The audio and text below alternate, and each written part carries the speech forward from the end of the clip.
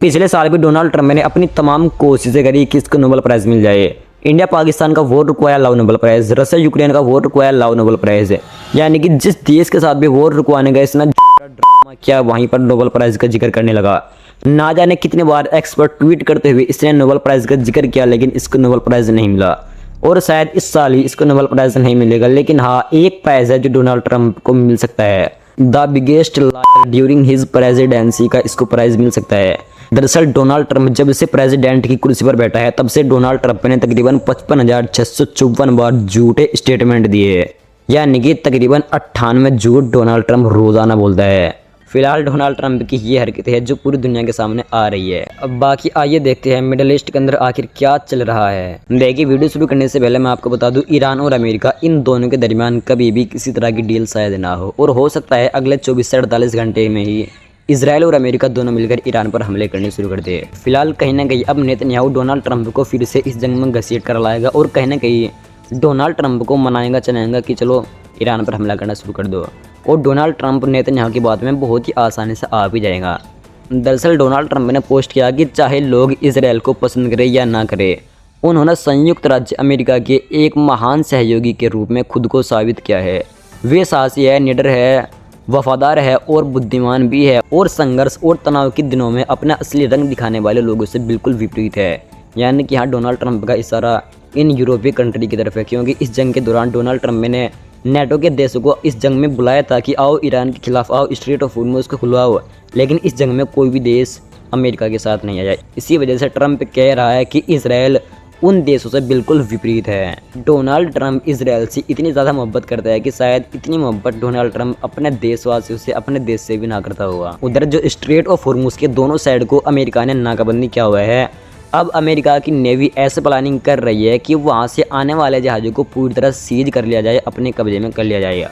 अब तक तो वे आने वाले जहाज़ों को वापस भेज दिया करते थे, आने वाले जहाज़ों को आने नहीं दे रहे थे, लेकिन अब अगर कोई जहाज़ वहाँ से आता है तो उसको पूरी तरह सीज कर लिया जाए, अपने कब्जे में ले लिया जाए। ये प्लानिंग अमेरिका की नेवी फिलहाल बना रही है, और यकीन जानना, अगर अमेरिकी नेवी ऐसी हरकतें करने की कोशिश करती है तो कहीं ना कहीं ईरान भी इस नेवी पर हमले करने शुरू कर सकता है।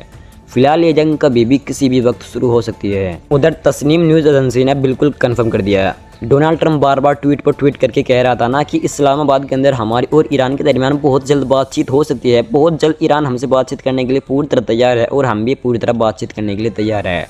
लेकिन अब तस्नीम न्यूज़ एजेंसी ने पूरी तरह बात को क्लियर कर दिया, पूरी तरह कन्फर्म कर दिया। दरअसल तस्नीम न्यूज़ एजेंसी ने कहा कि ईरान अमेरिका से बातचीत करने के लिए तैयार ही नहीं है, क्योंकि अमेरिका ने स्ट्रेट ऑफ होर्मुज़ की दोनों साइड से नाकाबंदी की हुई है, और इसके अलावा ईरान के सामने अमेरिका अनरीजनेबल कंडीशन रखता है, यानी कि ऐसी शर्तें रखता है कि जो शर्तें ईरान के लिए मानना बिल्कुल नामुमकिन है। यानी कि ईरान ने बिल्कुल साफ एंड क्लियर कर दिया कि अगर तुम इसी तरह की अपनी शर्तें बार बार रखते हो तो हम बातचीत नहीं चाहते। दरअसल अमेरिका चाहता है कि ईरान अपना न्यूक्लियर प्रोग्राम भी पूरी तरह बंद कर दे। ईरान इसको भी मानने के लिए बिल्कुल भी तैयार नहीं। अमेरिका चाहता है कि ईरान अपना इनरिच्ड यूरेनियम भी अमेरिका को दे दे, लेकिन ईरान बिल्कुल भी देने के लिए तैयार नहीं। ईरान ने बिल्कुल साफ कर दिया कि इनरिच्ड यूरेनियम हमारे लिए इतना ही पवित्र है जितना हमारे लिए हमारे देश की सोइल, हमारे देश की मिट्टी है। उधर पेजिशकियान ने कहा कि इजराइल लोगों की तस्वीरें लगाता है और गर्व से कहता है मैं इनकी हत्या कर दूंगा, फिर अमेरिका कहता है कि ईरान आतंकवादी है। इजराइल आम सिविलियंस को कत्ल करता है, बच्चों को कत्ल करता है, महिलाओं को कत्ल करता है, आम युवाओं को कत्ल करता है, और मानव अधिकार का डंका बजाने वाला यूरोपियन संघ पूरी तरह खामोश बैठा हुआ है और संयुक्त राष्ट्र पूरी तरह सोया हुआ है। ये ईरान के प्रेसिडेंट पेजिशकियान ने कहा। इसके अलावा ईरान के राष्ट्रपति मसूद पेजेश्कियान ने यह भी कहा कि अमेरिका राष्ट्रपति डोनाल्ड ट्रंप के पास ईरान को उसके वैध परमाणु अधिकारों से वंचित करने का कोई अधिकार नहीं है। साथ ही पेजेश्कियान ने यह भी कहा कि ईरान युद्ध को विस्तार देने की कोशिश नहीं कर रहा। यानी कि ईरान के प्रेसिडेंट मसूद पेजेश्कियान ने बिल्कुल साफ कर दिया कि अमेरिका के पास कोई अधिकार नहीं कि वो हमें किसी भी चीज़ को लेकर कुछ भी सिखाए। हालांकि उन्होंने ये भी कहा कि हम युद्ध नहीं चाहते और ना ही हमने ये संघर्ष शुरू किया था, हम तो सिर्फ अपनी आत्मरक्षा करते हैं। वहीं इस दुनिया के अंदर एक देश है बेलारूस। उसके राष्ट्रपति लुकाशेंको ने कहा कि अमेरिका के राष्ट्रपति डोनाल्ड ट्रंप ने पूरी दुनिया को दिखा दिया कि अमेरिका बहुत बड़ा शक्तिशाली नहीं है। जिस तरीके से अमेरिका अपना डंक बजाता था पूरी दुनिया में और जिस तरीके से अपना डोमिनेशन पूरी दुनिया के अंदर बनाने की कोशिश करता था, इस जंग के बाद अमेरिका का चेहरा पूरी दुनिया के सामने क्लियर हो गया। और आगे उन्होंने ये भी कहा कि जब अमेरिका ईरान को संभाल नहीं पाया तो क्या अमेरिका चाइना को संभाल पाएगा। और अमेरिका को चाहिए कि वो चाइना से बिल्कुल भी पंगा ना ले। देखिए, इस जंग के बाद एक बात तो बिल्कुल क्लियर है, जहां पूरी दुनिया के अंदर डोनाल्ड ट्रंप के बयानों का दबदबा था, इस जंग के बाद एक आम इंसान भी डोनाल्ड ट्रंप के ट्वीट को समझ सकता है कि कितना बड़ा फ्रॉड है, कितना झूठा इंसान है। जो डोनाल्ड ट्रंप एक दिन में 90 से ज़्यादा झूठ बोल देता हो, उस पर कैसे भरोसा किया जा सकता है। फिलहाल इस जंग के बाद ये बिल्कुल साफ हो गया कि कहीं पर भी जो डोनाल्ड ट्रंप किसी भी तरह की दोस्त चला देता था, अब वो बिल्कुल नहीं चलेगी।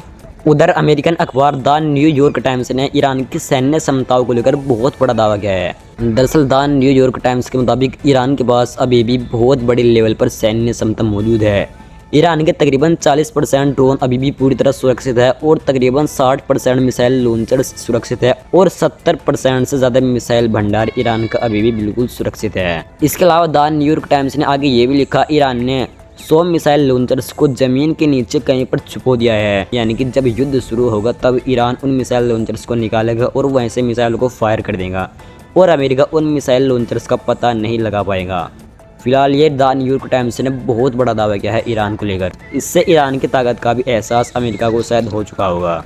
उधर जो लेबनान के बॉर्डर पर इजरायली सेना हिजबुल्लाह से लड़ रही थी, अब खुद इसराइल ने कंफर्म किया है और माना है कि उस जंग के दौरान तकरीबन 14 इजरायली सैनिक मारे गए हैं और तकरीबन 650 घायल हुए हैं। देखिए, 650 घायल हुए हैं ना, ये कोई छोटे मोटे घायल नहीं, ये बहुत बड़े घायल हुए हैं और इनमें से मैक्सिमम ऐसे मिलेंगे जो मर चुके होंगे, क्योंकि इसराइल की ये आदत है, ये अपने मरने वालों की संख्या और अपने घायलों की संख्या बहुत ही कम करके दिखाता है और अपने मरने वालों की संख्या भी कहीं ना कहीं ये घायलों में जोड़ देता है।